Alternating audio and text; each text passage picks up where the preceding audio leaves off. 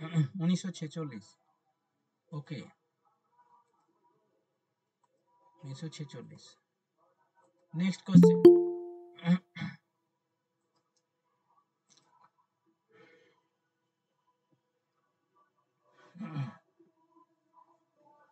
Next question.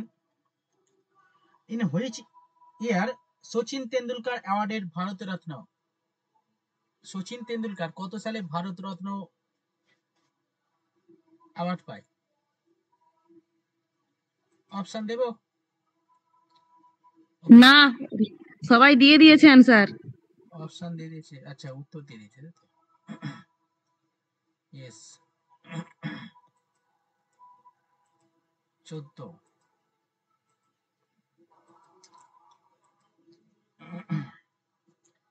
Next প্রশ্ন, ঠিক আছে, 2014 সালে সচিন তেন্ডুলকার ভারত রত্ন পায়। Next, which former prime minister of India was awarded Bharat Ratna posthumously? মানে মারা যাবার পর প্রথম কোন ভারতীয় prime minister Bharat Ratna award পায়? অপশন: রাজীব গান্ধী, নরসিমা রাও, নরসিমা রাও, মোরারজি দেশাই, আই.কে. গুজরাল।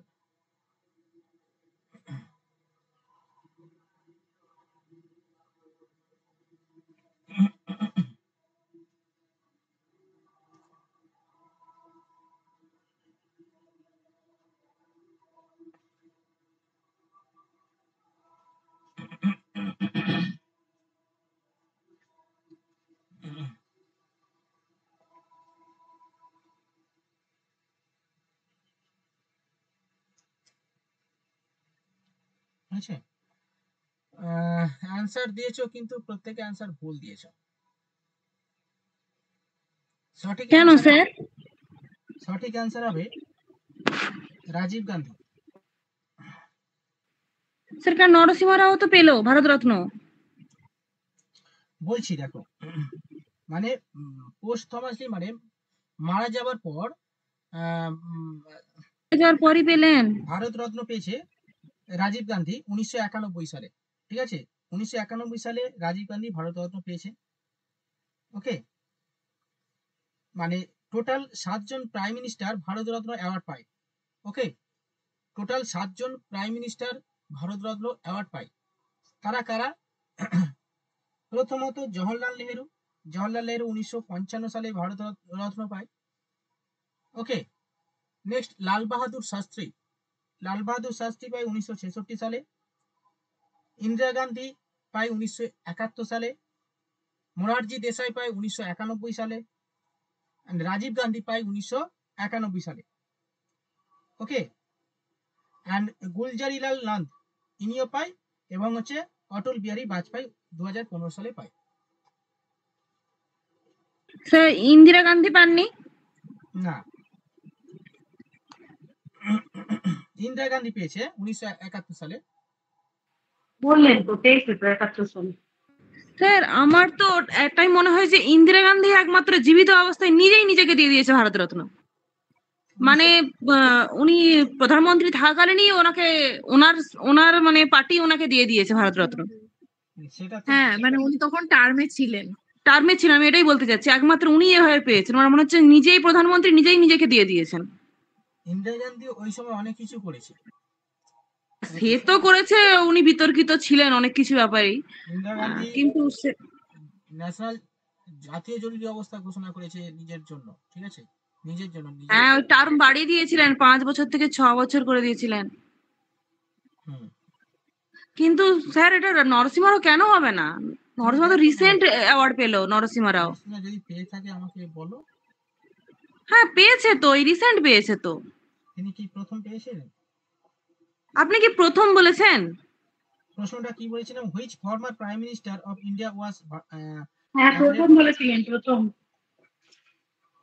আপনি প্রথম বললেন। পরের প্রশ্ন। স্যার হ্যাঁ বলো। এই ভারত রত্নের ক্ষেত্রে যদি মহিলাদের মধ্যে প্রথম বলে, আর বলে ইন্দিরা গান্ধী থাকে। আর আচ্ছা, আর মাদার টেরেসা থাকে, তাহলে কাকে নিব?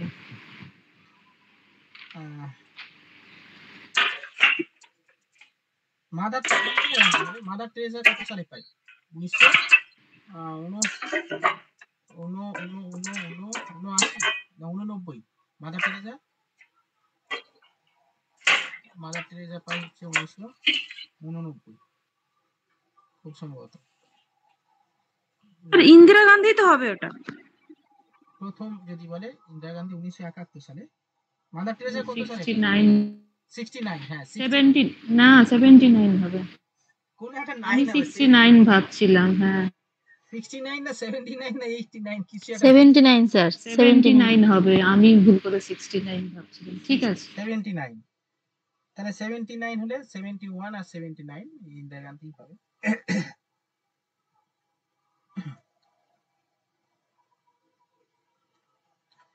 আচ্ছা, নেক্সট প্রশ্ন, ভারতরত্ন। আপনি যেটা কোশ্চেনটা বললেন, এখানে তো দেখাচ্ছে যে ফার্স্ট পেয়েছেন লাল বাহাদুর শাস্ত্রী পস্থুমাসলি। লাল আমি বাহাদুর গুগল করলাম এক্ষুনি। আমারও কিন্তু লাল বাহাদুর শাস্ত্রী মনে হচ্ছিল, কিন্তু আপনি অপশনে দিলেন না বলে আমি দিইনি কিছু।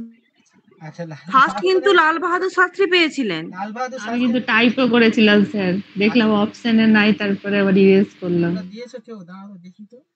নরসিংহ, না না, নেই, নেই আপনার কিছু। অপশন দেখে ইরেজ করলাম। হ্যাঁ হ্যাঁ, অপশনে দিইনি, অপশনে নেই তো, লাল বাহাদুর শাস্ত্রী নেই। আমি বলেছি রাজীব গান্ধী, স্যার এত কিছু ভাবতে গেলে তো পরীক্ষা হলে পাগল হয়ে যাব। আইকে গুজরাল। পরের প্রশ্ন বলা হয়েছে, Bharat Ratna India's highest civilian award was given for the first time in which year? Option মনে হয় দিতে হবে না, সামনে দিন হলো, দেখি না অপশন দিয়ে কি হবে। কি বললেন কোশ্চেনটা?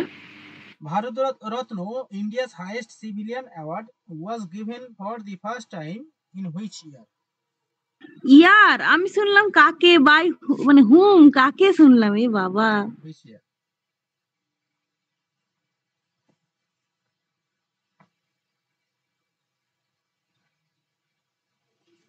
আজকে আমি একটু কানে বেশি শুনছি sir. Hmm. Yes. Mowgli. Okay. Sumana. Sir প্রশ্নটা একবার বলুন। সুনন্দা, ভারতরত্ন অ্যাওয়ার্ড দেওয়া হয় কত সাল থেকে?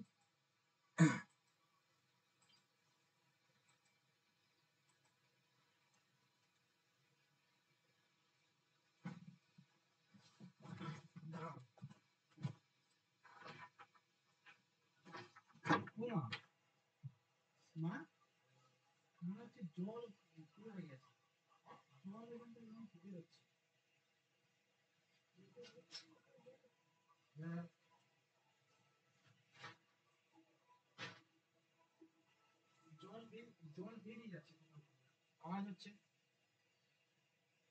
বলে গেছে অনেক, সেখান থেকে পাইপ ফুটো হয়ে গেছে।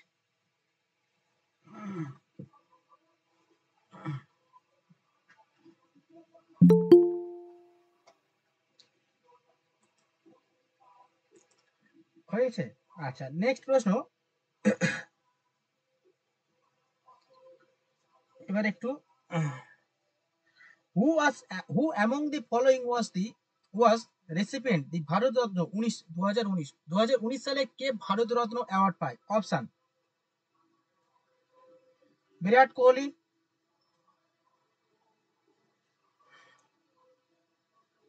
নানাজি দেশমুখ and আশা ভোসলে,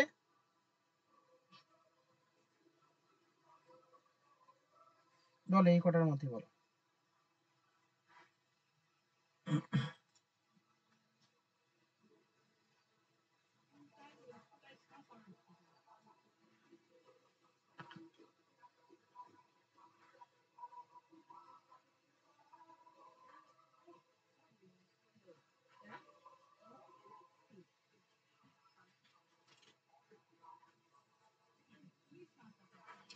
ওকে, নানাজি দেশমুখ হবে।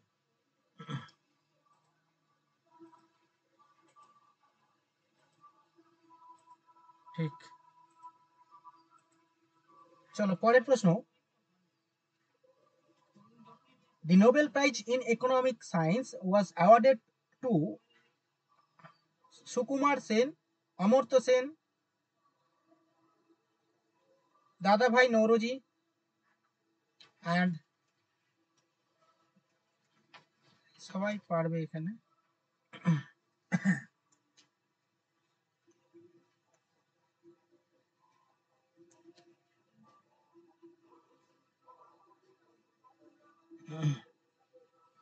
এই লোকটার নাম শুনলে মটকা গরম হয়ে যায়।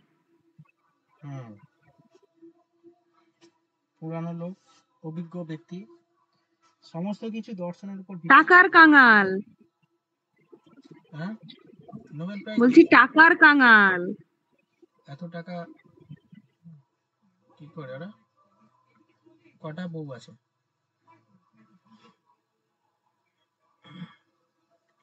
যে বিয়েটা করলে নোবেল প্রাইজ পাবে সে সেই বিয়েটাই করেছে। মানে শ্বশুর বাড়ির লোক তো নোবেল টিমের সদস্য। অমর্ত্য সেন?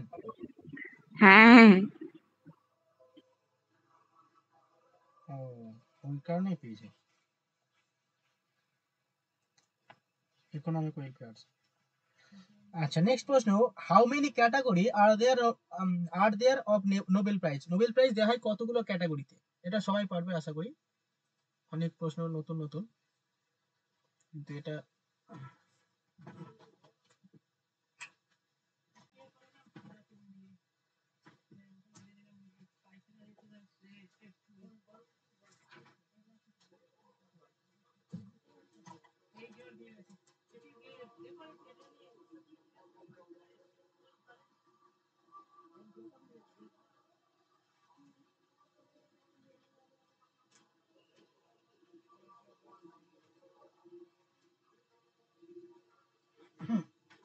ওকে, সবাই সঠিক অ্যান্সার দিয়েছে। চলো লাস্ট প্রশ্ন, তারপরে আমি শুরু করব পড়ানো। ইন হুইচ, আচ্ছা sorry, in which year, sorry, which Indian won the Nobel prize for the peace 2014? 2014 সালে পিসে কোন ব্যক্তি, কোন ভারতীয় ব্যক্তি নোবেল প্রাইজ পেয়েছে? অপশন দিচ্ছি, দেবো? অপশন: কৈলাস সত্যার্থী, মালালা ইউসুফজাই। সবাই দিয়ে দেবে অ্যান্সার।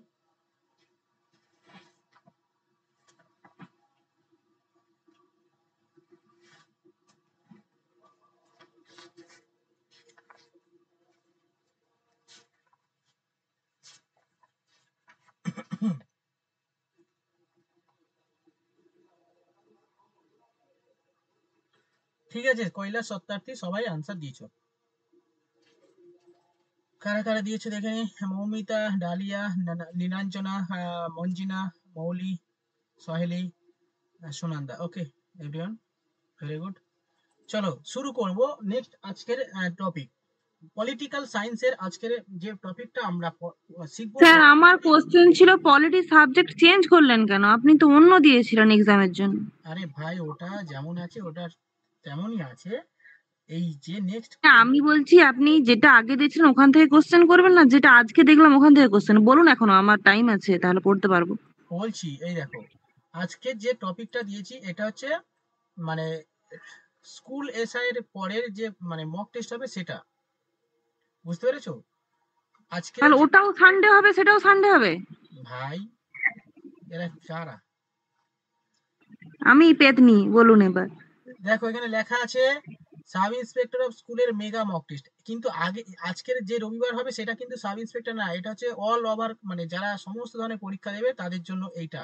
ওই মক টেস্ট এই রবিবার হবে। ম্যাথামেটিক্স, হিস্ট্রি, জিওগ্রাফি, পলিটি, ঠিক আছে, সায়েন্স অ্যান্ড হচ্ছে সায়েন্স আছে, জিকে আছে, স্ট্যাটিক জিকে, কারেন্ট অ্যাফেয়ার্স রয়েছে, এডুকেশনটা দেবো না, যাই হোক আর কি। এবারে এই যে রবিবার পরীক্ষা হবে এটা হচ্ছে সব ক্ষেত্রে মানে যারা সমস্ত ধরনের পরীক্ষা দিচ্ছে তাদের জন্য এটা, ঠিক আছে? পলিটি যেমন আছে সেরকম। আর তারপরে লেখা আছে রবিবার দুপুরে মক টেস্টটা হবে। আচ্ছা নেক্সট তারপর লেখা আছে দেখো সাব ইন্সপেক্টর অফ স্কুলের মেগা মক টেস্ট। নেক্সট যে টপিকটা হবে মানে যে পরীক্ষাটা হবে নেক্সট রবিবার, মানে সেটা কত তারিখ, সেটা ওই পরের রবিবার।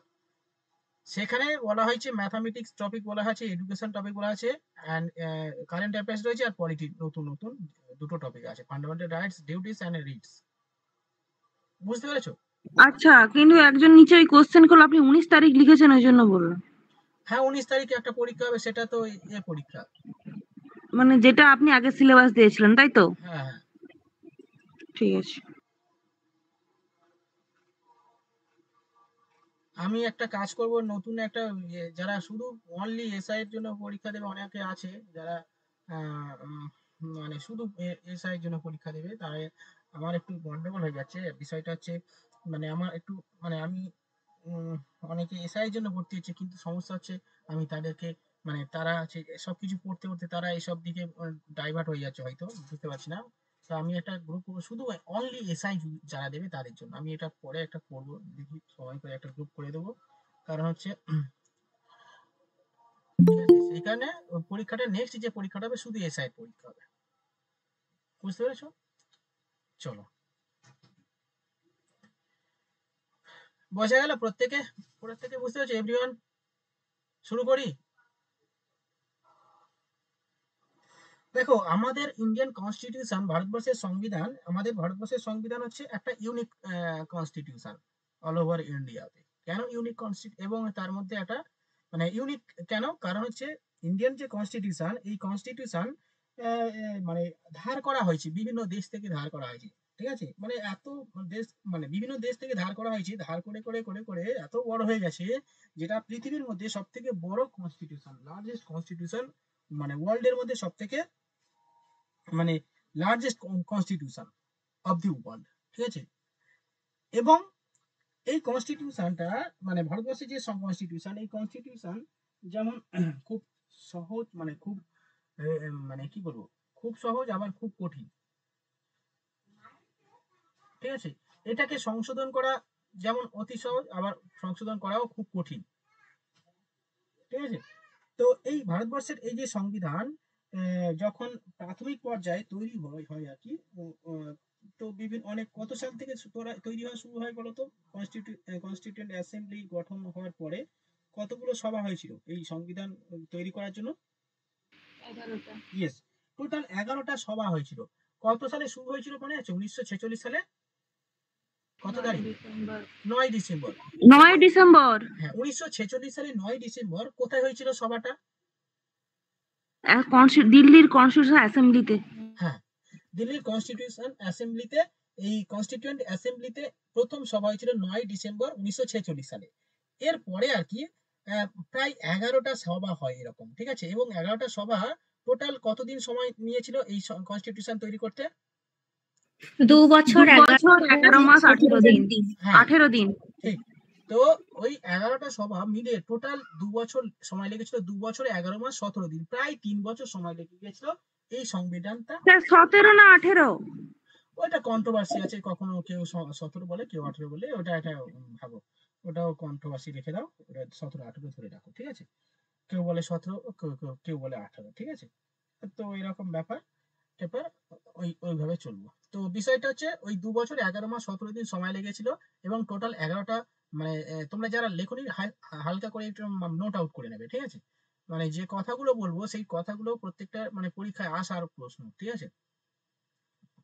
আচ্ছা তো 2 বছর 11 মাস 17 দিন টোটাল সময় লেগেছিল, এবং ভারতবর্ষের এই যে হ্যাঁ এতদিন তো সময় লেগেছিল, কিন্তু প্রত্যেক দিন তো আর সভা হয়নি, তাহলে টোটাল কতদিন সভাটা হয়েছে?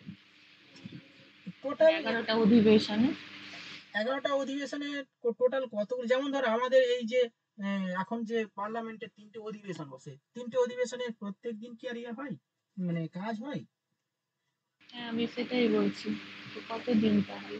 ওইটাই মানে ওইরকম ভাবে প্রশ্ন আসে না তো, ওই টোটাল 2 বছর কোথাও একটা দেখেছিলাম, মানে কিরকম মানে এই যে 2 বছর 11 মাস 17 দিন যেটা টাইম হ্যাঁ পিরিয়ড, এই পুরো টাইম জুড়ে প্রত্যেক দিন তো কাজ হয় না। তার মধ্যে 11টা সভা হয়েছে। হুম, এবার 11টা সভা হয়তো কোনোটা 2 দিন ধরে চলেছে, কোনোটা 3 দিন ধরে। মানে আমি হুম, বলছি এটা কথার কথা। তাই বলছি টোটাল কত দিন যদি বলে শুধু, তাহলে সেটা কতদিন হবে? মানে কাজ হয়েছে। এই তো এরকম কোশ্চেন একটা দেখেছিলাম। এরকম প্রশ্ন করলে তাহলে আম্বেদকারের ফোন করতে হয় ভাই, কতদিন করেছিলে প্রত্যেকটা সিজনে, কটা করে তোমরা কাজ করেছিলে না সেখানে, এগুলো হচ্ছে পলিটিক্যাল 165 মনে হচ্ছে, 65। sure না। 165 গুগল করে নাও, হ্যাঁ, দেখবে। এরকমই হবে, এরকমই হবে। গুগল করো তো পেয়ে যাবে। দেখেছিলাম যে এরকম ড্রাফট রেডি করতে মানে এরকম 165 মনে হচ্ছে, আমি শিওর না। কি লিখবো? দেখো না, total number of day forming constitution, কি কনস্টিটিউশন অফ ইন্ডিয়া নাকি, প্রশ্নটা কি?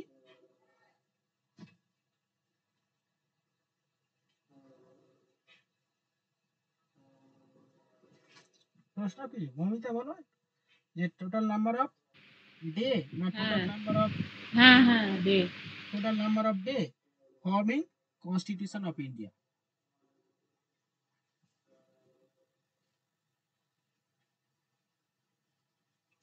তো যাই হোক আর কি, তো আমাদের ভারতবর্ষে এই যে সংবিধান টোটাল মানে 1949 সালে প্রায় কমপ্লিট হয়ে গেছিল, তাই না? এবং কতগুলো আর্টিকেল হয়েছিল? আর্টিকেল ছিল 395টা আর্টিকেল, এবং টোটাল 22টা পার্ট, মানে 22টা পার্টে, এবং 395টা আর্টিকেলে, এবং 8টা শিডিউলে প্রথমত মানে প্রাথমিকভাবে ভারতবর্ষের সংবিধান তৈরি হয়ে যায়। ঠিক আছে, স্যার, তরুণ গোয়েলের বইয়ে লেখা আছে 165 দিন। 165 দিন। হুম। তাহলে এইটা ঠিক আছে, 165 দিন।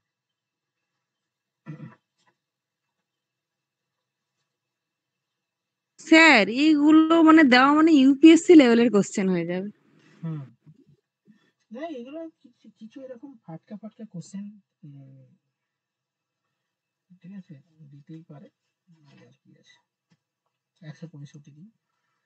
তো যাই হোক আর কি, টোটাল এরকম কতদিন অরিজিনালি মানে প্রাথমিক পর্যায়ে 395টা টোটাল আর্টিকেল ছিল, এবং হচ্ছে 8টা শিডিউল ছিল, এবং 22টা টোটাল পার্টে বিভক্ত হয়েছিল ভারতবর্ষের সংবিধান। তার পরবর্তীকালে কনস্টিটিউশন অ্যামেন্ডমেন্ট হয়, সংশোধন হয়, এবং সংশোধন হতে হতে হতে হতে অনেক সংবিধান সংশোধনের পরে আর্টিকেল সংখ্যা বাড়তে থাকে, শিডিউল সংখ্যা বেড়ে গেল, এবং হচ্ছে পার্টের সংখ্যাও বেড়ে গেল। তো এরকম করতে করতে অ্যাট প্রেজেন্ট মানে বর্তমান সময়ে ভারতবর্ষের সংবিধানে টোটাল নাম্বার অফ আর্টিকেল কতগুলো রয়েছে? 448। 448টি আর্টিকেল রয়েছে, অ্যান্ড পার্ট রয়েছে কটা? 25। 25টা পার্ট, 26টি।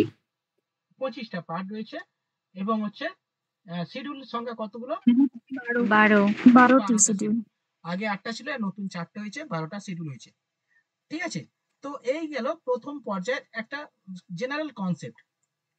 ঠিক আছে, তো প্রথমত আমাদের এই যে সংবিধান এর সোর্স, মানে কোথা থেকে এই সংবিধান, এত বড় সংবিধান, পৃথিবীর মধ্যে সব থেকে বড় সংবিধান, তো এটা কোথা থেকে এত ইনফরমেশন বা এত আর্টিকেল বা কোথা থেকে নেওয়া হয়েছে? পৃথিবীর বিভিন্ন দেশ থেকে কি করা হয়েছে, মানে ধার করা হয়েছে। তো এরকম মানে তাছাড়াও মানে অ্যাকচুয়ালি সব কি আর পৃথিবীর অন্যান্য দেশ থেকে ধার করা হয়েছে? সব কিন্তু নয়। মানে বেশিরভাগ মানে আমাদের যে কনস্টিটিউশন রয়েছে তার বেশিরভাগ পার্টটা নেওয়া হয়েছে আমাদের কনস্টিটিউশন, আমাদের ভারতবর্ষে যে 1935 সালে যে গভর্নমেন্ট অফ ইন্ডিয়া অ্যাক্ট হয়েছিল, সেই গভর্নমেন্ট অফ ইন্ডিয়া অ্যাক্টের মাধ্যমে বেশিরভাগ অংশ ভারতের সংবিধানে যুক্ত হয়, যেটাকে জওহরলাল নেহেরু সেই বলেছিল ভারতবর্ষে, মানে ভারতবর্ষে ইংরেজ শাসনে একটা নতুন দাসত্ব যুগ শুরু হয়েছে, যবে থেকে মানে যখন আর কি 1935 সালে government of India act pass হয়। কত সালে? 1935 সালে। তো এই 1935 সালের যে গভর্নমেন্ট অফ ইন্ডিয়া অ্যাক্ট, এটা হচ্ছে largest source of Indian constitution, অর্থাৎ ইন্ডিয়ান কনস্টিটিউশনের লার্জেস্ট সোর্স যদি বলা হয় কোনটা, তখন হবে গভর্নমেন্ট অফ ইন্ডিয়া অ্যাক্ট। ওকে, তো এই গভর্নমেন্ট অফ ইন্ডিয়া অ্যাক্ট থেকে বিভিন্ন বিষয়গুলো মানে অনেক বিষয় সেখানে অন্তর্ভুক্ত করা হয়, যেটা হচ্ছে ভারতবর্ষের কনস্টিটিউশনে অন্তর্ভুক্ত রয়েছে। এছাড়াও পৃথিবীর বিভিন্ন দেশ থেকে এই কনস্টিটিউশন বড় করা হয়েছে, ঠিক আছে, নেওয়া হয়েছে। যেমন ব্রিটিশ, আমাদের যে ভারতবর্ষে যারা শাসন করেছিল তাদের দিক থেকে প্রথম শুরু করি। ব্রিটিশ কনস্টিটিউশন থেকে আমাদের ভারতের কোন বিষয়গুলো সংযুক্ত হয়েছে ভারতের সংবিধানে, সেটা একটু জেনে নেওয়া যাক। ওকে, স্যার হ্যাঁ চলো রেডি করো, হ্যাঁ বলো। স্যার হ্যাঁ বলো। বলছি আমাদের সংবিধানটা তো মানে ওই যুক্তরাষ্ট্রীয় কাঠামো ফেডারেল স্ট্রাকচার বলে না? ফেডারেল স্ট্রাকচার বলা হয়, হ্যাঁ। হ্যাঁ, ওটা কিসের জন্য, কেন ওটা ফেডারেল স্ট্রাকচারটা ঠিক বুঝতে পারিনি। হ্যাঁ, যুক্তরাষ্ট্র বা ফেডারেল স্ট্রাকচার কোয়াসি ফেডারেল বলা হয়। হ্যাঁ বলো। Quasi federal. Quasi federal. হ্যাঁ, ফেডারেল মানে হচ্ছে একটা মানে শুধুমাত্র যে কেন্দ্র সরকারের কাছে সমস্ত মানে শক্তি পাওয়ারটা থাকবে তা নয়, এটা ভাগ করে দেয় কেন্দ্র আর রাজ্যের মধ্যে। কিন্তু কোয়াসি ফেডারেল মানে হচ্ছে বেশিরভাগটাই পাওয়ার কেন্দ্র সরকারের কাছে আছে। তো ঠিক বললাম? আচ্ছা তুমি, আচ্ছা আর কে বলবে? ফেডারেল, ফেডারেল বলতে কি বোঝাচ্ছি বলো? ফেডারেল স্ট্রাকচার বলতে কি বোঝাচ্ছে, কে বলবে ভালো করে? স্যার এটা কি হতে পারে যে ভারতের স্বাধীনতার সময় ভারতে টোটাল 572টা 565টা স্টেট ছিল, এবারে ওটাকে একসঙ্গে যুক্ত করে 29টা স্টেটে পরিণত করা হয়, ওটা কি ফেডারেল স্ট্রাকচারের মধ্যে পড়ছে? ওটা তো আলাদা, ওটা তো বল্লভভাই প্যাটেল করেছিল। না। স্যার আমার যেটা মনে হয় যে হুম স্টেটের হাতে কিছু কিছু ক্ষমতা থাকে হুম স্বাধীনভাবে, আবার সেন্ট্রালের হাতেও কিছু কিছু ক্ষমতা স্বাধীনভাবে থাকে, কিন্তু যখন কিছু কিছু ইমার্জেন্সি হয় তখন স্টেটের কাছ থেকে সমস্ত ক্ষমতাই আবার চলে যায়, সেই কারণেই কি ওটা কোয়াসি ফেডারেল? হ্যাঁ ঠিক আছে, আর কেউ বলবে তারপর আমি বলছি। আর কেউ কিছু বলবে?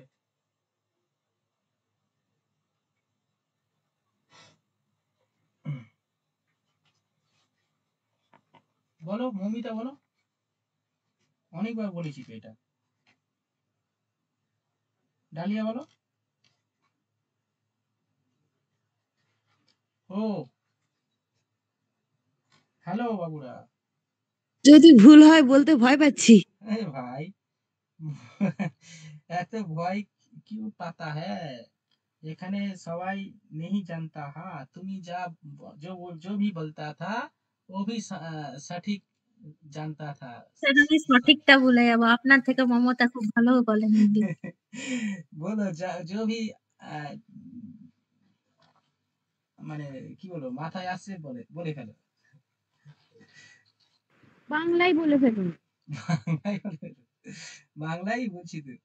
ফেডারেল বলতে কি বোঝাচ্ছে? ফেডারেল স্ট্রাকচার কোথা থেকে নেওয়া হয়েছে? স্পেশালি আমি সরি কানাডা থেকে নেওয়া হয়েছে। ফেডারেল স্ট্রাকচার মিন্স হচ্ছে মৌলিক, বেশিরভাগটা ঠিক বলেছে। বিষয়টা হচ্ছে দেখো আমাদের ভারতবর্ষের যে লাইনই স্যার বুঝি। কানাডা না অস্ট্রেলিয়া? কোয়াসি ফেডারেল কথা হচ্ছে যে মানে কি বলবো আর কি আধা মানে আধা ফেডারেল যুক্তরাষ্ট্র, ইউনিয়ন দুটোরই বৈশিষ্ট্য থাকার জন্য কোয়াসি ফেডারেল বলা হয়। হ্যাঁ কোয়াসি ফেডারেল মিন্স হচ্ছে মানে আধা যুক্তরাষ্ট্রীয় কাঠামো, ঠিক আছে, যুক্তরাষ্ট্রীয় কাঠামো, আধা যুক্তরাষ্ট্রীয় কাঠামো। তো আধা স্যার বলো বলো। হ্যাঁ, মানে ওটা প্রথমে বলেছে যে ভারতের সংবিধানটা হচ্ছে ফেডারেল স্ট্রাকচার। তারপরে এটা যেহেতু ওই কিসের জন্য জানি না, এটা একটু ভালো করে বলে দেবেন ফেডারেল স্ট্রাকচারটা। তারপরে বলছে এটা হচ্ছে কোয়াশি ফেডারেল, মানে কোনটা দেবো তাহলে, কোনটা বলবো কোনটা? Indian constitution quasi federal. কিন্তু আমার যেটা মনে হয় ফেডারেল এই জন্যই বলা হয় যে কেন্দ্রের আল্লাহ এখানে ক্ষমতা রয়েছে আর রাজ্যের আল্লাহ ক্ষমতা রয়েছে এখানে, যেটা ভাগ করা আছে। মানে আমরা আগেই পড়েছি যেটা যে মানে কেন্দ্র ক্ষমতা আলাদা করা থাকে, রাজ্য ক্ষমতা আলাদা থাকে, আবার ইউনিট দুটো বোথ একটা আলাদা থাকে। কিন্তু কোয়াসির কথা এটাই হচ্ছে যে আমাদের দেশে একটাই সংবিধান, সেটা রাজ্যকে মানতে হয়, ইউনিয়ন পুরো পুরো দেশকেও মানতে হয়, একই জিনিস মেনে চলতে হয়। সেজন্যই মনে হচ্ছে দুটোকে একসঙ্গে কোয়াসি ফেডারেল বলা হয়, আমি যেটুকু জানি। দেখো অ্যাকচুয়ালি এটা কোয়াসি ফেডারেল মিন্স হচ্ছে মানে যে যুক্তরাষ্ট্র কাঠামো, সেই যুক্তরাষ্ট্রের কাঠামো আমাদের ভারতবর্ষের ক্ষেত্রে মানে বলা হয়েছে যে India is a union of state, মানে ভারতবর্ষ হলো একটা রাজ্য সমূহের সম্মিলিত একটা অংশ। এখানে কেন্দ্রীয় সরকারের আন্ডারে অনেকগুলো রাজ্য আছে, যে রাজ্যগুলোতে মানে তাদের ক্ষমতার যে বন্টন, এই ক্ষমতার বন্টন কেন্দ্র এবং রাজ্যের মধ্যে ভাগ হয়ে যাবে, ঠিক আছে, এটা বলা মানে কেন্দ্র এবং রাজ্যের মধ্যে ভাগ হয়ে যাবে। সেই কারণে ভারতবর্ষের যে বিভিন্ন বিষয়গুলো রয়েছে, মানে বিভিন্ন অংশগুলো রয়েছে, সেগুলো কেন্দ্র তালিকার মধ্যে কিছু রাখা হয়েছে, কিছু রাজ্য তালিকার মধ্যে রাখা হয়েছে, আর কিছু যুগ্ম যুগ্ম তালিকার মধ্যে রাখা হয়েছে। এবং পাওয়ার সমস্ত কিছু ক্ষেত্রে কেন্দ্রীয় সরকারের যেমন কিছু কিছু ক্ষমতা আছে, ঠিক সেরকম রাজ্য সরকারের ক্ষমতা রয়েছে, ঠিক আছে। এটাকে বলা হয় ফেডারেল স্ট্রাকচার, ঠিক আছে। এবার মানে কোয়াসি এবার হচ্ছে দেখো আমাদের ভারতবর্ষের ক্ষেত্রে অন্য দেশের ক্ষেত্রে আমরা যেমন যদি আমেরিকা যুক্তরাষ্ট্রের যে সংবিধান সেটা আমরা যদি আলোচনা করি, সেখানে প্রতিটা রাজ্যের হচ্ছে কি আছে, আলাদা আলাদা সংবিধান রয়েছে, যেটা হচ্ছে ফেডারেল স্ট্রাকচার, মানে যেটা হচ্ছে যুক্তরাষ্ট্রীয় কাঠামো। আমেরিকা যুক্তরাষ্ট্রে যেটা যুক্তরাষ্ট্রীয় কাঠামো, আর আমাদের যেটা আধা যুক্তরাষ্ট্রীয় কাঠামো। তাহলে দুটোর মধ্যে ডিফারেন্সটা কি? আমাদের কনস্টিটিউশনে কি বলা হয়েছে যে আমাদের যে ক্ষমতা মেন কেন্দ্রবিন্দুতে থাকবে, কেন্দ্রের একটা সংবিধান রয়েছে, সেই সংবিধানটা প্রত্যেকটা রাজ্য মেনে চলবে, এবং এই রাজ্য থেকে মানে কেন্দ্রীয় সরকার থেকে কোনো রাজ্য আলাদা হতে পারবে না। কোনো রাজ্য যদি আলাদা হয় সেটা কোনোদিন হবে না। কিন্তু আমেরিকা যুক্তরাষ্ট্রে যে কনস্টিটিউশন আছে, সেই কনস্টিটিউশন হচ্ছে মানে প্রত্যেকটা রাজ্যের আলাদা আলাদা কনস্টিটিউশন রয়েছে, ঠিক আছে। এবং সেই কনস্টিটিউশন থেকে মানে আলাদা আলাদা কনস্টিটিউশন রয়েছে, আলাদা আলাদা পতাকা রয়েছে, আলাদা সবকিছু আলাদা। সেইখানে সেইখানে ওটা হচ্ছে যুক্তরাষ্ট্রীয় শাসন ব্যবস্থার অন্তর্গত। আর আমাদের আধা যুক্তরাষ্ট্রীয় মানে হচ্ছে মানে কিছু বৈশিষ্ট্য যুক্তরাষ্ট্রে রয়েছে, আবার মানে পুরোটা সেন্ট্রালি পরিচালিত হয়, ঠিক আছে। সেইখানে কোয়াসি ফেডারেল বলা হয়। স্যার আমার এইখানে একটা জিনিস বলার আছে। আপনি বললেন আমেরিকার ক্ষেত্রে প্রত্যেকটা যে রাজ্য আছে, স্টেট আছে, তার ফ্ল্যাগ আলাদা, তার কনস্টিটিউশন আলাদা। কিন্তু আমাদের ভারতের ক্ষেত্রে ফ্ল্যাগ একই, এটা ঠিক, কিন্তু কনস্টিটিউশন বিভিন্ন স্টেটের বিভিন্ন রকম আছে। মানে কেন্দ্র সরকার দ্বারা পরিচালিত আর স্টেটের তো কোনো কনস্টিটিউশন নেই।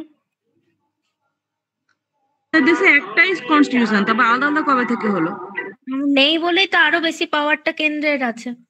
কোথায় রাজি পেয়েছো তুমি? জম্মু কেন কাশ্মীর রাজ্যের আলাদা হবে কেন? রাজ্যকে আলাদা পাওয়ার দেওয়া আছে, কিন্তু সবশেষে লাস্ট ক্ষমতা একজনেরই হাতে, সেটা সংবিধান।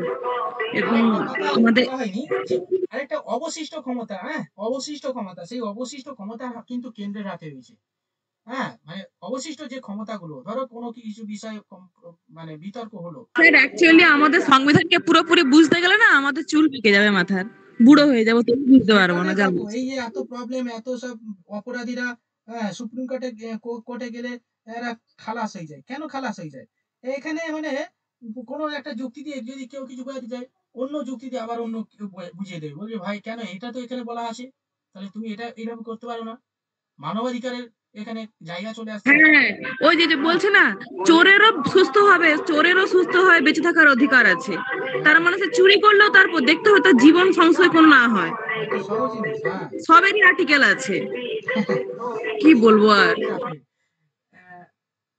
ঠিক আছে, চলো এখানে আর আরো অনেক কিছু আছে। কনস্টিটিউশন অত সহজ জিনিস না, তো যতটুকু বললাম বোঝা গেল।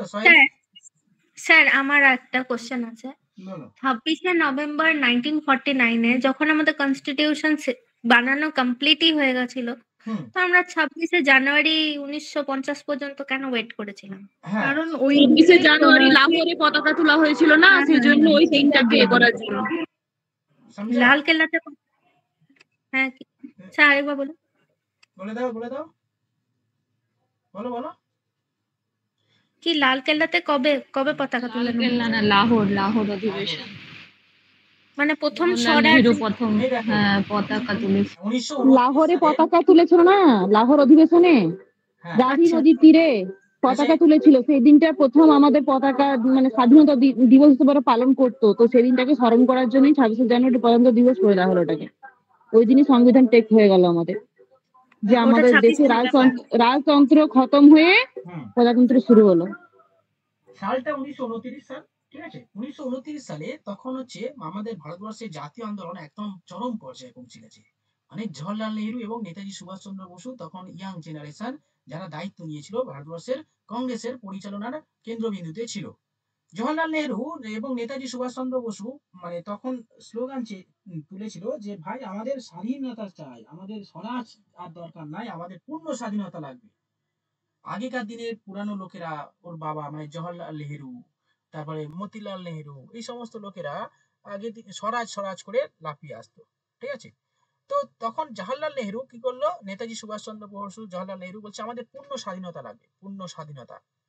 এবং এই পূর্ণ স্বাধীনতা অর্জনের জন্য তারা হচ্ছে মানে কংগ্রেসের অভ্যন্তরে ওই একটা সেই 1929 সালে পাকিস্তানে, এক প্রেজেন্ট হচ্ছে পাকিস্তানে, মানে সেটা লাহোরের রাবি নদীর তীরে জওহরলাল নেহেরুর নেতৃত্বে ভারতবর্ষে প্রথম স্বাধীনতা দিবস পালন করা হয় 26শে জানুয়ারি, 1929 সালে 26শে জানুয়ারি।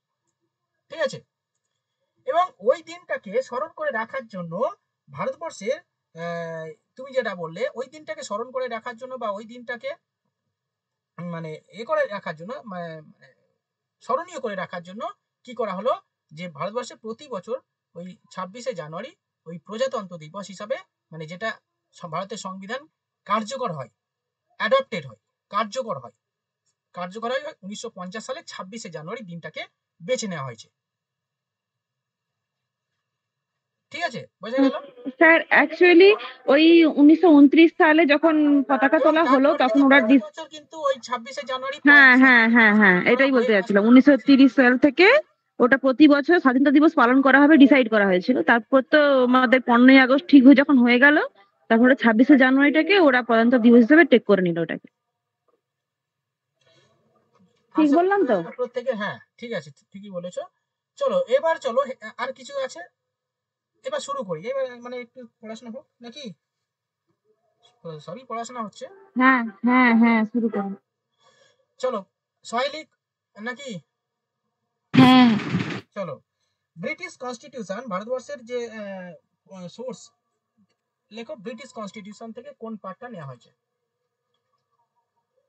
ব্রিটিশ কনস্টিটিউশন হেডিং করো। ব্রিটিশ কনস্টিটিউশন থেকে নেওয়া হয়েছে, লেখো 1 নম্বর লেখো rule of law. Rule of ল,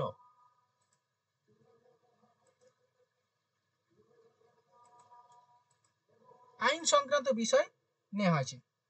ঠিক আছে, নেক্সট সিঙ্গেল সিটিজেনশিপ। ঠিক আছে, যে ভারতবর্ষের যে সংবিধান সেখানে আমাদের এক নাগরিকত্ব দেওয়া হয়েছে। ঠিক আছে, তুমি বলতে পারবে না যে তুমি পশ্চিমবঙ্গের নাগরিক, বলতে পারবে? স্যার একটু প্রথম থেকে বলবেন ব্রিটিশটা? হ্যাঁ লেখো, প্রথম থেকে বলছি, লেখো ব্রিটিশ কনস্টিটিউশন, হেডিং করো, করে লেখো 1 নম্বর লেখো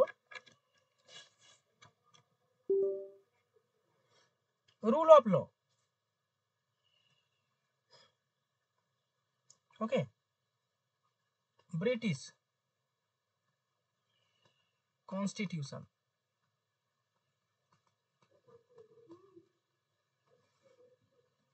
1 নম্বর লেখো rule of law.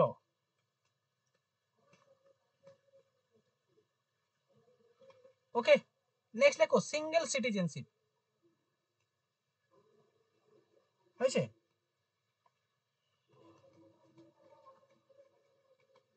Single citizenship মানে এক নাগরিকত্ব। ঠিক আছে, মানে কি আমাদের ভারতবর্ষের নাগরিকত্ব, আমরা ভারতীয় যদি বলাই, আমরা কি আমাদের যখন ফর্ম ফিল আপ হয় বা আমরা করি, আমরা সবসময় বলি আমরা ভারতীয় জনগণ। ঠিক আছে, যখন দেখবে এই যে ভোট হচ্ছে, সবাই তো নির্বাচিত হবে। ঠিক আছে, সবাই না, জিতে যাবে যারা, মানে যারা হচ্ছে পার্লামেন্টে যাবে, তারা শপথ বাক্য পাঠ করবে, মানে করাবে কে? রাষ্ট্রপতি, তাই না? রাষ্ট্রপতি সবাইকে শপথ বাক্য পাঠ করাবে, বলবে যে আমরা ভারতীয়, ভারতবর্ষের সংবিধান আমরা সঠিকভাবে মেনে আমরা কার্য পরিচালনা করব। ঠিক আছে, কিন্তু আমেরিকা যুক্তরাষ্ট্রের তাদের কিন্তু যে সিটিজেনশিপ, তারা হচ্ছে ডুয়াল সিটিজেনশিপ বিলং করে। তবে যেমন মানে ডুয়াল সিটিজেন মানে ধরো আমেরিকা যুক্তরাষ্ট্রে টোটাল 50টা স্টেট আছে, তো 50টা স্টেটে ধরো ক্যালিফোর্নিয়া, ধরো ইউএসএ না, ক্যালিফোর্নিয়া, তারপরে ওয়াশিংটন ডিসি, তারপরে হচ্ছে ধরো নিউ ইয়র্ক, এই সমস্ত, তারা নিউ ইয়র্কের বাসিন্দা আবার আমেরিকার বাসিন্দা। তবে আমাদের ইন্ডিয়ার ক্ষেত্রে কিছু কিছু ব্যতিক্রম রয়েছে। টোটাল আমাদের ভারতবর্ষের ভারতের কনস্টিটিউশন, যে সমস্ত ভারতীয় নাগরিক তারা হচ্ছে বিদেশে থাকবে, মানে বিদেশে যে কোনো কর্মের সূত্রে থাকবে বা তারা যদি নাগরিকত্ব নিতে চায়, তারা ডুয়াল সিটিজেনশিপ দেওয়া হবে। সেই 16টা দেশ আছে টোটাল, ঠিক আছে।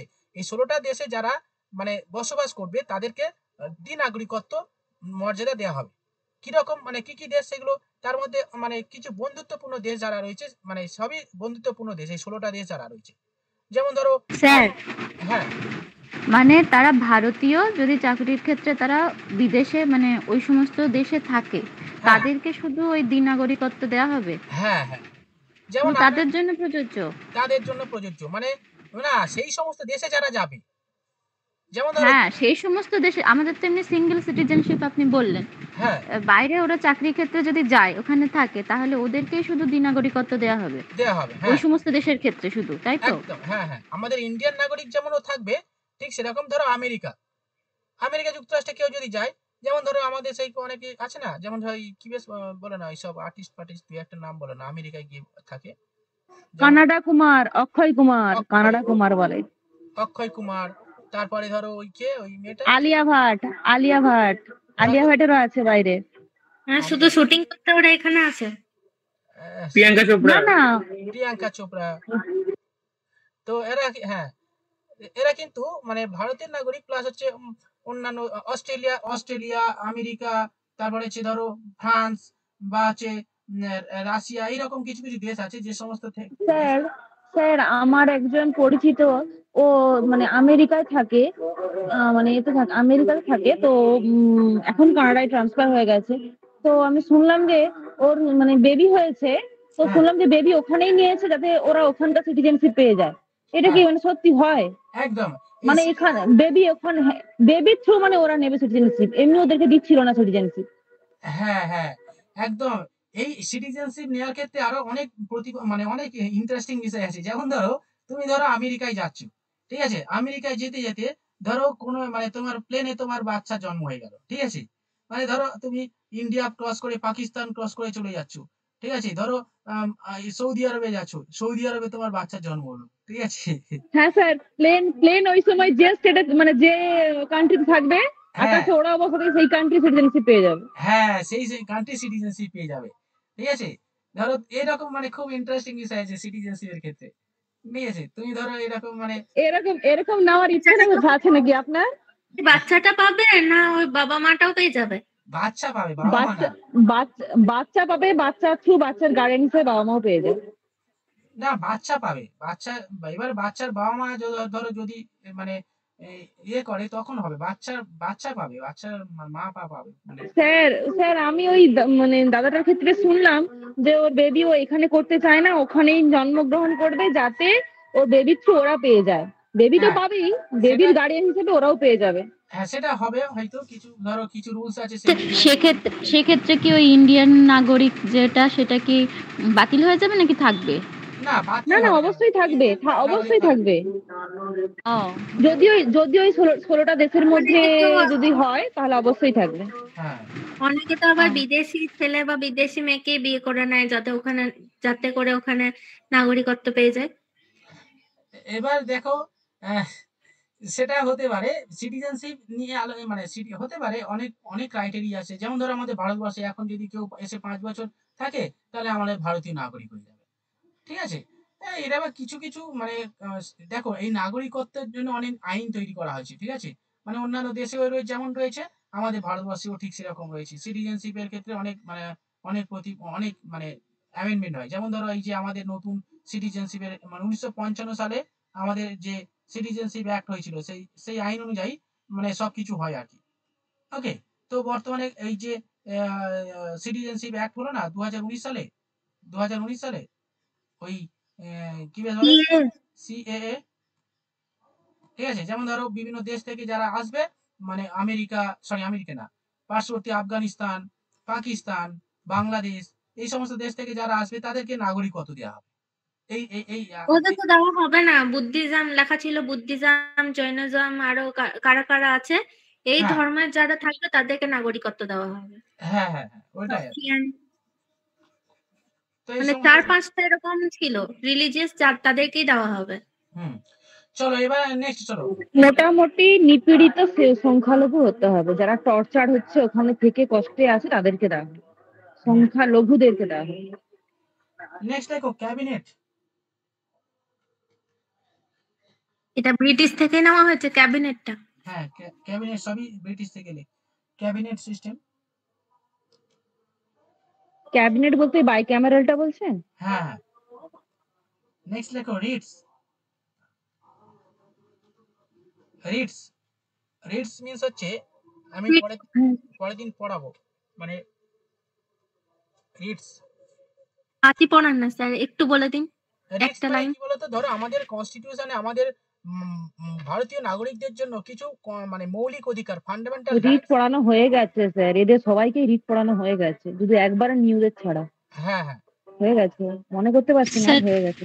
আমি বোধহয় জানি না। না জানেন না, যারা আছে তারা জানে না নিউদের কথা বলছি না, আমি প্রিয়াঙ্কার কথা বলছি, ও তো অনেকদিন আছে, ও যে হয়ে গেছে, ও মনে করতে পারছি না। বলে দিচ্ছি, হ্যাভিয়াস কর্পাস ওইগুলো। ফান্ডামেন্টাল রাইটস, আমাদের ভারতের সংবিধানে যে ফান্ডামেন্টাল রাইটস উল্লেখ করা রয়েছে, মানে মৌলিক অধিকার যেটা উল্লেখ করা রয়েছে, কিন্তু সেই মৌলিক অধিকার একটা রাষ্ট্রের দায়িত্ব সেই মৌলিক অধিকারকে বাস্তবায়ন করা। কিন্তু রাষ্ট্র যদি বলে মনে করে সে, মানে এই যেমন ধরো আমাদের তো অনেক কিছু অধিকার আছে, পরীক্ষা নেওয়া হচ্ছে না, হ্যাঁ সব কোর্ট কেস হয়ে যাচ্ছে, তাহলে আমাদের যে মৌলিক অধিকার সেটা কিন্তু ব্যাঘাত ঘটছে। ঠিক আছে, পরীক্ষা নিচ্ছে না, যেমন ধরো 6 থেকে 14 বছর বয়স পর্যন্ত আমাদের মানে শিক্ষা বাধ্যতামূলক, এবং এখানে সেন্ট্রাল গভর্নমেন্ট থেকে বলা হয়েছে যে প্রতি বছর টেট নিতে হবে। কিন্তু আমাদের 6 থেকে 14 বছর যদি হয়, তাহলে প্রাইমারি পরীক্ষা হচ্ছে 6 মানে 5 পর্যন্ত প্রাইমারি পরীক্ষা হচ্ছে, কিন্তু এই 5 থেকে 14 বছর পর্যন্ত মানে 8 পর্যন্ত পরীক্ষা নেওয়া হচ্ছে না, সরি পরীক্ষা নেওয়া আপার প্রাইমারিটা হচ্ছে না। তার মানে আমাদের মৌলিক অধিকার খর্ব হচ্ছে। এটা কে করছে? আমাদের রাষ্ট্র করছে। রাষ্ট্র মানে আমরা যে রাষ্ট্রে আছি, যে মানে রাজ্যে আছি, তাহলে সেই রাজ্য সরকার বা রাষ্ট্র আমাদেরকে মৌলিক অধিকার থেকে বঞ্চিত করছে। ঠিক আছে, তাহলে আমরা কিছু করতে পারছি না, কিন্তু সংবিধান বলে দিয়েছে, বলছে ভাই তোমরা কিন্তু এর বিরুদ্ধে, তুমি রাষ্ট্রের বিরুদ্ধে তুমি অ্যাপ্লাই করতে পারবো যে আমার মৌলিক অধিকার হরণ করছে। তাহলে এই অধিকারটা দেওয়া হয়েছে কিসে? রিটস এর মাধ্যমে। রিটসে 5টা রিটস বলে দেওয়া হয়েছে, বলছে যে সংবিধানে উল্লেখিত যে মৌলিক অধিকার, সেই মৌলিক অধিকার যদি রাষ্ট্র তোমাদের থেকে কেড়ে নেয়, তুমি রাষ্ট্রের বিরুদ্ধে কেস করতে পারবে, তোমার অধিকার তুমি ছিনিয়ে আনতে পারবে। সেইখানে আমরা চলে যাই, কোর্টে চলে যাই। কেন? আমাদের মৌলিক অধিকার খর্ব হচ্ছে। এই যে যারা চাকরি গেছে, তারা মানে চাকরি গেছে না চাকরি গেছে, তারা চাকরি গেছে কেন? কারণ অনেকে ভেবেছে যে আমার মৌলিক অধিকার সেটা খর্ব হয়ে গেছে, সেইখানে কেস করেছে, কেস করতে এবার সবকিছু বেরিয়ে আসছে। তো এই যে 5টা রিটস এর কথা বলা হয়েছে, হেভিয়াস কর্পাস, ম্যান্ডামাস, তারপর যে সাটিরিও, কোয়ারান্টো, আর এটা হচ্ছে কি, একটা বাদ গেল, প্রহিবিশন। এই 5টা বলা হয়েছে। এটা অন্যদিন ডিটেলস আলোচনা, আজকে এটা হালকা করে থাক।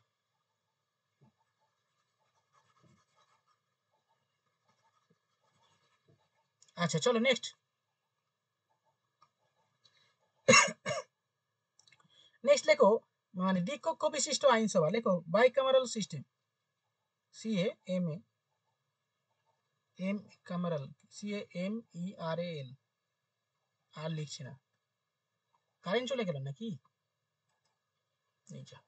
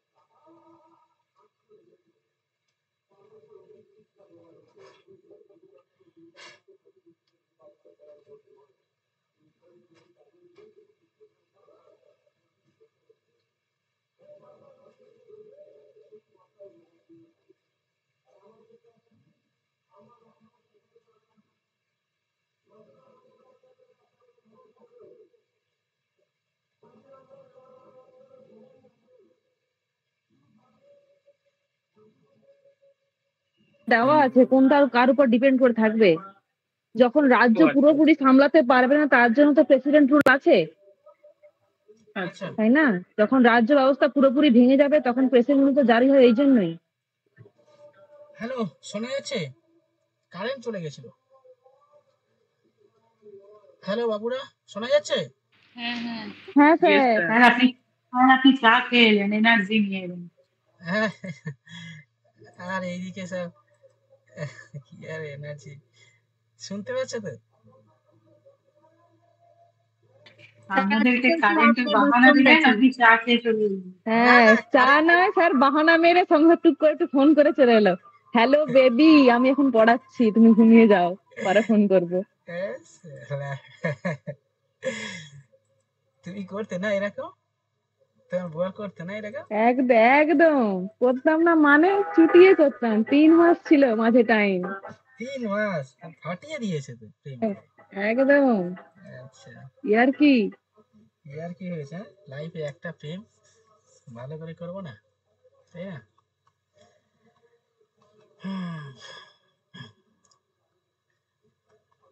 চলো, তো ছিলাম কোথায়? বাইক্যামেরাল সিস্টেম, ওকে, দ্বিকক্ষ বিশিষ্ট আইনসভা। এবার চলো নেক্সট, ইউএসএ থেকে কি নেওয়া হয়েছে? ইউএসএ থেকে, ইউএসএ ভারতবর্ষের কনস্টিটিউশন, মানে ইউএসএ থেকে কিছু কিছু বিষয় ধার করে নেওয়া হয়েছে। ওকে, চলো কোন সেই পার্টগুলো বা কোন বিষয়গুলো ধার করা হয়েছে। নাম্বার 1 লিখো, ফান্ডামেন্টাল রাইটস, মৌলিক অধিকার।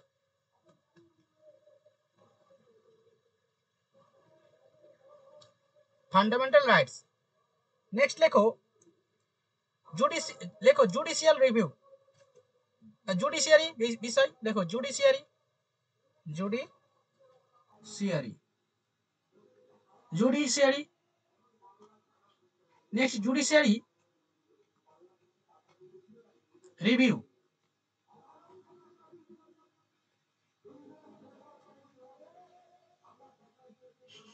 Judiciary review. Okay, next impeachment, impeachment of president, impeachment of president মানে প্রেসিডেন্টের ইমপিচমেন্ট মানে কি? অপসারণ।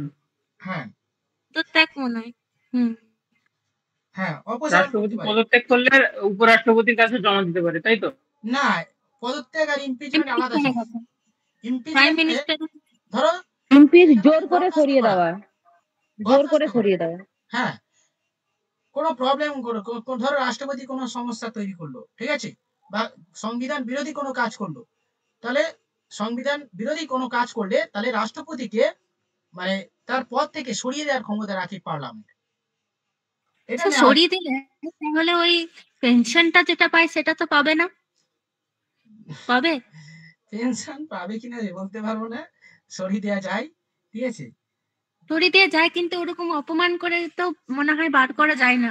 এখনো পর্যন্ত কোনো রাষ্ট্রপতি বা কোনো প্রধানমন্ত্রী ভারতবর্ষের এরকম ইমপিচমেন্ট করা হয়নি। স্যার রামনাথ কোবিন্দকে ওরকম করে বার করেনি, মানে ভালোভাবে বার করেছে। না না, কোনো কেউ না কিছু হয়নি, ইমপিচমেন্ট কিছুই নেই।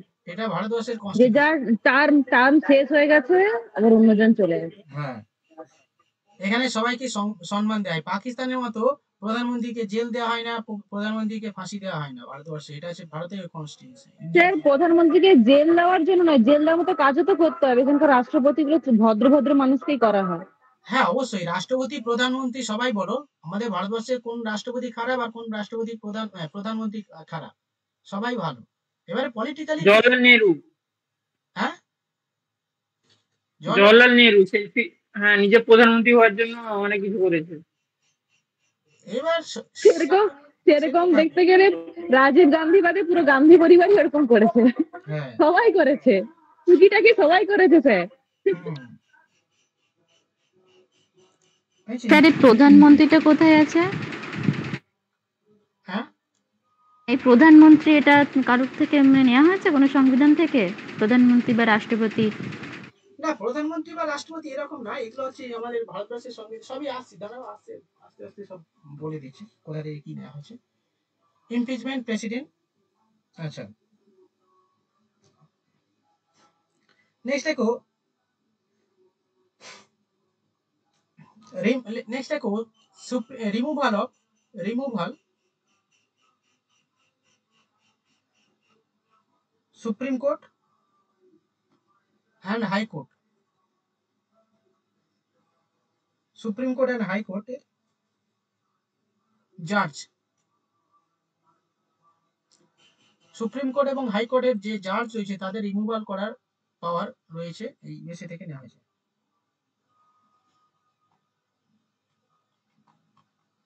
নেক্সট দেখো আইরিশ কনস্টিটিউশন,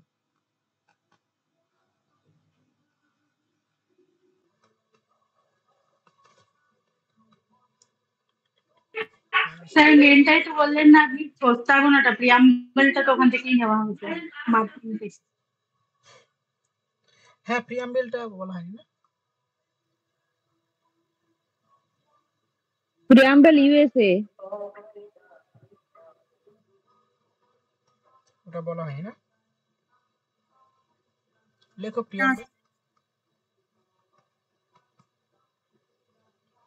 লেখো প্রস্তাবনা।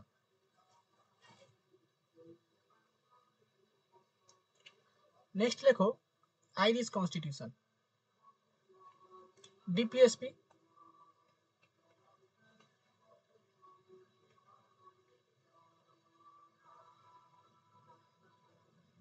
Directive principle of state policy, এটা ফুল ফর্মে লিখে নাও, বাংলায় বলা হয় নির্দেশমূলক নীতি।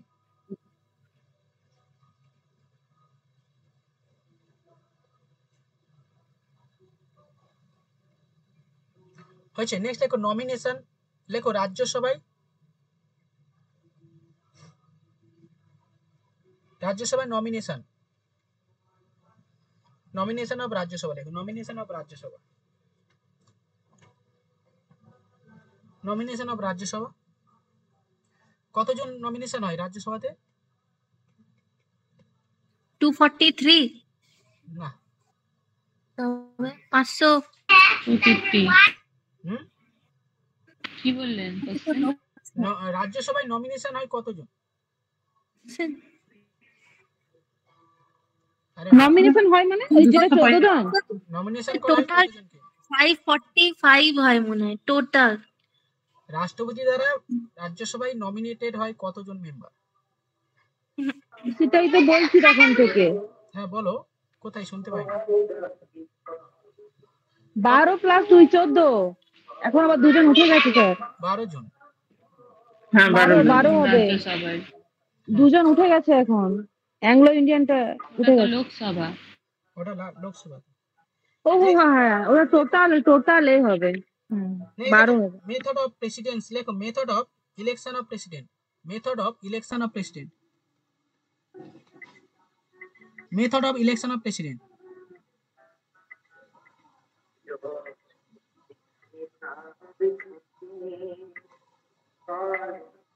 এটা কোথা থেকে? আয়ারল্যান্ড থেকে? হ্যাঁ রাষ্ট্রপতি নির্বাচন, তাই তো? হ্যাঁ,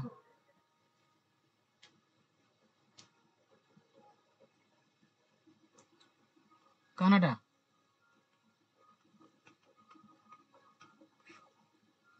রাষ্ট্রপতির ক্ষমতা সম্পর্কে উল্লেখ করা আছে। হ্যাঁ লেখো থেকে বেশি কি ইউএসএ থেকে নেওয়া হয়েছে কি কনস্টিটিউশনে এইগুলো? Irish, Ireland. এই তো আইরিশ লেখা আছে, আইরিশ। সব থেকে বেশি কি কোথা থেকে নেওয়া হয়েছে? সব থেকে বেশি ইউএসএ থেকে। ইন্ডিয়ান কনস্টিটিউশন থেকে, ভারতে 1935 সালে না সংবিধান। না, ও বলছে অন্য কোন দেশ থেকে, ইন্ডিয়া বাদে অন্য কোন দেশ থেকে নেওয়া হয়েছে। সবচেয়ে বেশি ইউএসএ থেকে নেওয়া হয়েছে, গুচ্ছখানি নেওয়া হয়েছে, জানি না পিওর কি। সব থেকে ব্রিটিশ কনস্টিটিউশন থেকে নেওয়া হয়েছে বেশি। ব্রিটিশ থেকে আপনি এই কটা লেখালেন, 3টা না 4টা লেখালেন। আছে আরো বেশি আছে। 13টার আচ্ছা মতো আছে। স্যার এই হ্যাঁ কত?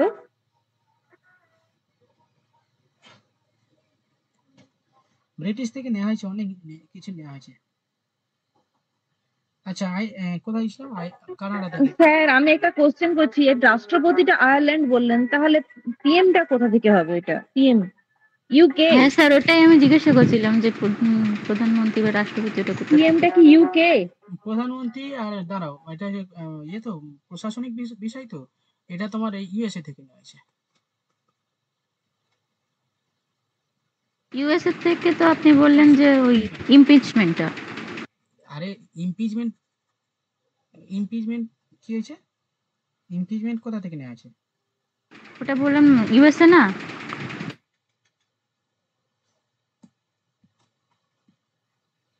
প্রধানমন্ত্রী ও মন্ত্রিসভা ব্রিটিশ সংবিধান। হ্যাঁ আমি স্যার এটাই বলছি। না না আমার মনে হচ্ছে ইউকে হবে স্যার, ওটা দেখুন মন বলছে। শোনো, ক্যাবিনেট সিস্টেম হচ্ছে ইউকে হবে, ইউকে ক্যাবিনেট সিস্টেম, এখানে প্রাইম মিনিস্টার ইউকে হবে স্যার। এর মধ্যেই আছে, ঠিক আছে, এর মধ্যে প্রাইম মিনিস্টার আছে, ঠিক আছে, ক্যাবিনেট সিস্টেম। এবারে এই রুল অফ ল, আইন সংক্রান্ত বিষয়, মানে শুধু এইটা হেডিং লিখেছি, মানে এই আইনের মধ্যে সমস্ত কিছু এখান থেকে নেওয়া হয়েছে। সিঙ্গেল সিটিজেনশিপ বিষয়ে সমস্ত কিছু নেওয়া হয়েছে, রিটস এর ব্যাপারে, বাইকামেলাস দ্বিকক্ষ বিশিষ্ট আইনসভা, ঠিক আছে, এটাও নেওয়া হয়েছে। ব্রিটিশ থেকে হবে। ইউএসএ থেকে জুডিশিয়ারি সিস্টেম, মানে বিচার বিভাগ বিষয়গুলো নেওয়া হয়েছে, ঠিক আছে। ইমপিচমেন্ট বিষয়টা নেওয়া হয়েছে, রাষ্ট্রপতি নির্বাচন। আয়ারল্যান্ড থেকে নেওয়া হয়েছে ডিপিএসপি অ্যান্ড হচ্ছে রাজ্যসভায় nomination member and election of the president, ঠিক আছে। ফেডারেল স্ট্রাকচার, তারপরে লেখো ফেডারেল স্ট্রাকচার নেওয়া হয়েছে, ফেডারেল স্ট্রাকচার নেওয়া হয়েছে কানাডা থেকে। আর লেখো এখান থেকে একটা করলেই হবে, বাকিগুলো না করলে হবে, একটাই ছাড়ো কানাডা থেকে। নেক্সট লেখো অস্ট্রেলিয়া। কারেন্ট ফারেন্ট চলে গেল নাকি? হ্যালো বাবুরা। তালিকা, আচ্ছা আচ্ছা, অস্ট্রেলিয়া থেকে যুগ্ম তালিকা, হ্যাঁ যৌথ অধিবেশন। অস্ট্রেলিয়া। মাইকটা অফ হয়ে গেছে, আমি বললাম কারেন্ট চলে গেল আর তোমরাও চুপ হয়ে গেলে। যৌথ তালিকা, হ্যাঁ লেখো কনকারেন্ট লিস্ট। যৌথ তালিকা, হ্যাঁ যৌথ তালিকা, যৌথ অধিবেশন। স্যার হ্যাঁ বলছি কনকারেন্ট লিস্টে যে 3টে লিস্ট আছে ওই শিডিউল 7-এ, ওই লিস্টগুলো যে কোনটা কার মধ্যে পড়ছে ওগুলো তো করানো হয়নি, ওগুলো কি এই পরীক্ষায় থাকবে? যদি থাকে তাহলে হ্যাঁ। না এটা থাকবে না, ওটা তা ওইগুলো তো হ্যাঁ ওগুলো করেই দেবেন। ঠিক আছে, ওগুলো পরীক্ষায় আসে, ভালো ভালো প্রশ্ন ওখান থেকে আসে। ওকে চলো, কনকারেন্ট লিস্ট হয়েছে। তারপর লেখো মানে যৌথ অধিবেশন, লেখো জয়েন্ট সিটিং, যৌথ অধিবেশন।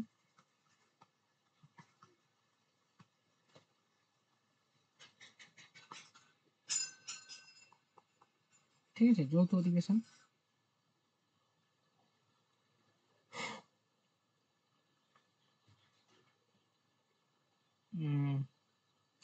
এবার লেখো জার্মানি।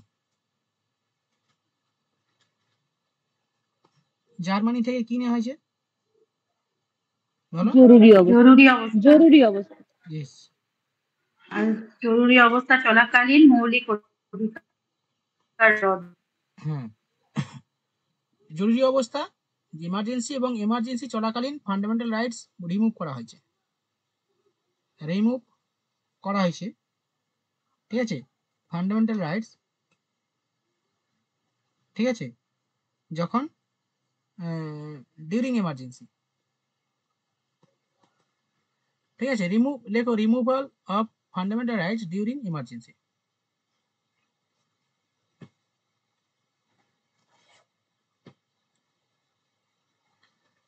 4:15 পর্যন্ত পড়াবো।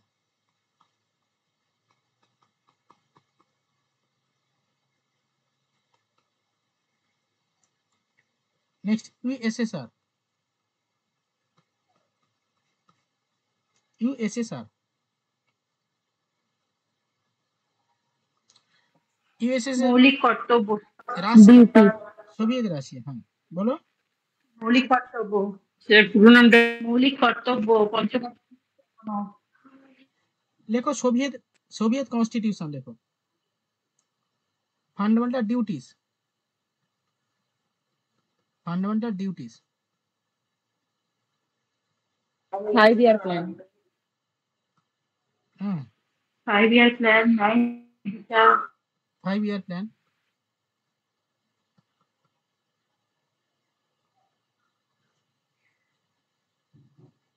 ঠিক আছে,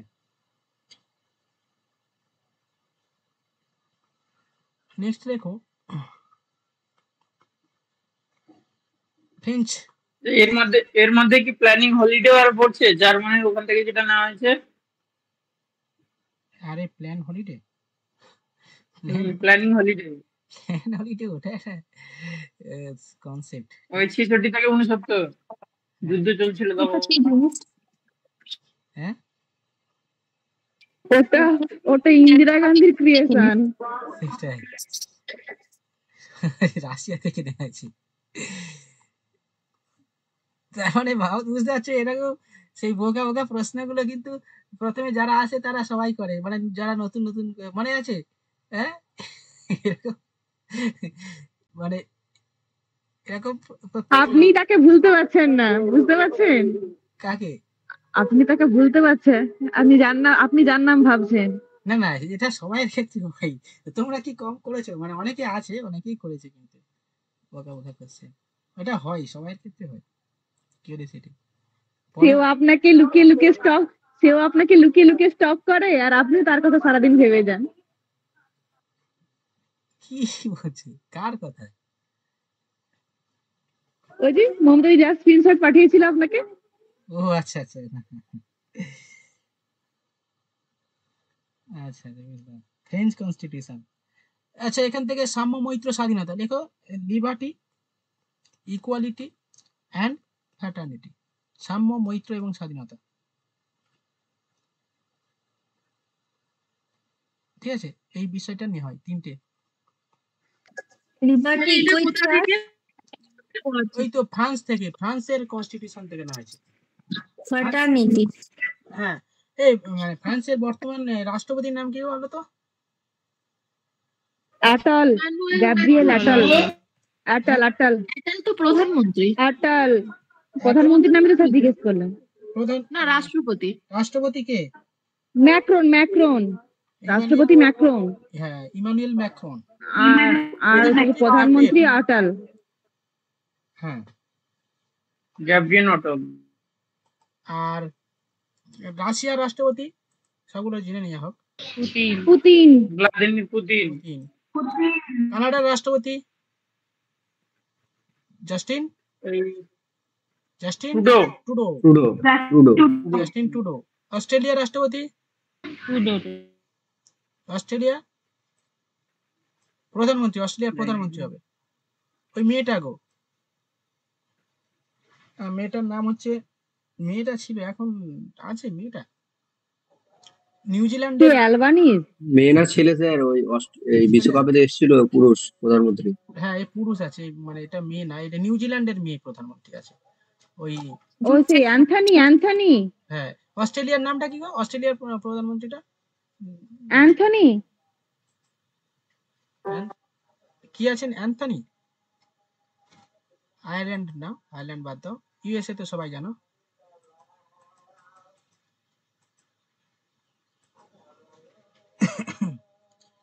আচ্ছা, ফ্রান্স হয়ে গেছে। এবার তো সবাই কি করে এত ভালো জানে?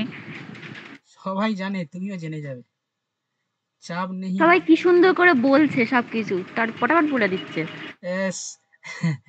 ये सब कुछ होता है नॉर्मली हो जाएगा। ঠিক আছে। অ্যাকচুয়ালি স্যার আমাদের এই পড়ানোর আগে যে কুইজ গুলো করেন না, মাঝে মাঝে এখানে ওইরকম জিজ্ঞেস করেন তো। এবার আমরা করব, অনেকদিন করা হয়নি, ওই যে রাজ্যগুলোর গভর্নর। অ্যালবানি বুঝলেন? হ্যাঁ হ্যাঁ ভুলে গেছি। হুম হুম হ্যাঁ আমি বললাম না অ্যান্থনি। অ্যান্থনি। আচ্ছা নেক্সট ফ্রেঞ্চ হলো, এবার হচ্ছে সোভিয়েত রাশিয়া হয়ে গেছে, এবার হচ্ছে সাউথ আফ্রিকা। দেখো সাউথ আফ্রিকা।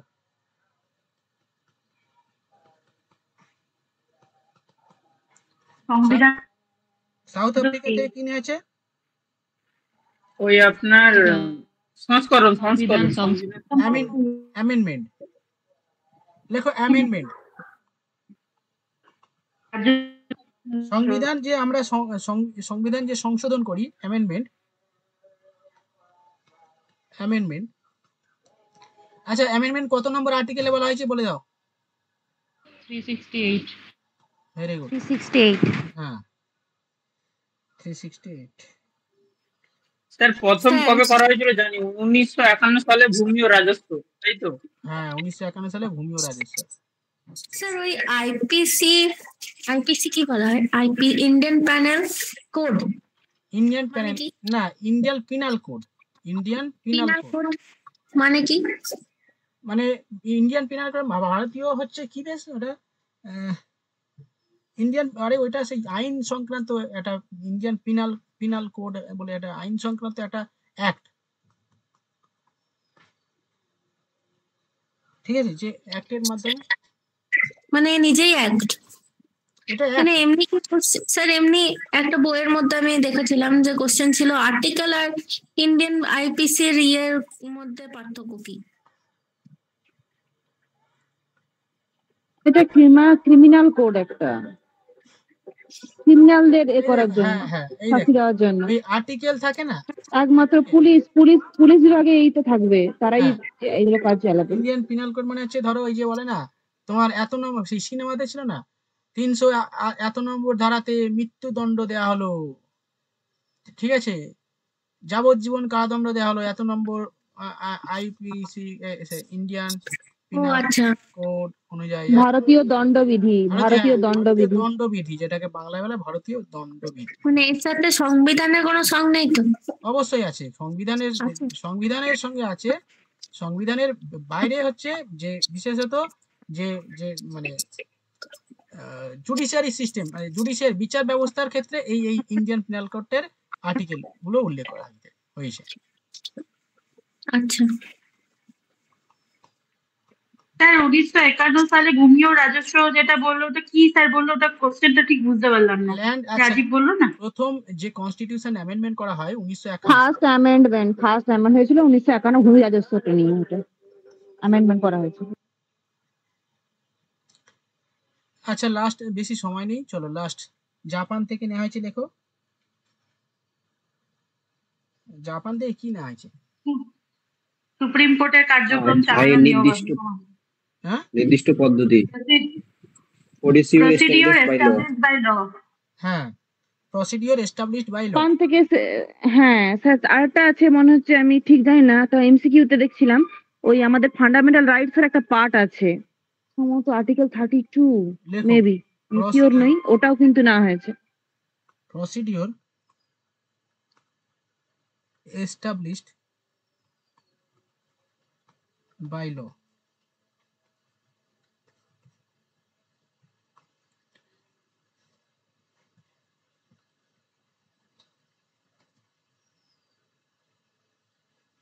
ঠিক আছে, তো ফান্ডামেন্টাল রাইটস সম্পর্কে আমাদের বিভিন্ন দেশ থেকে যে কনস্টিটিউশন মানে ধার করা হয়েছে, তো সেইগুলো মোটামুটি একটা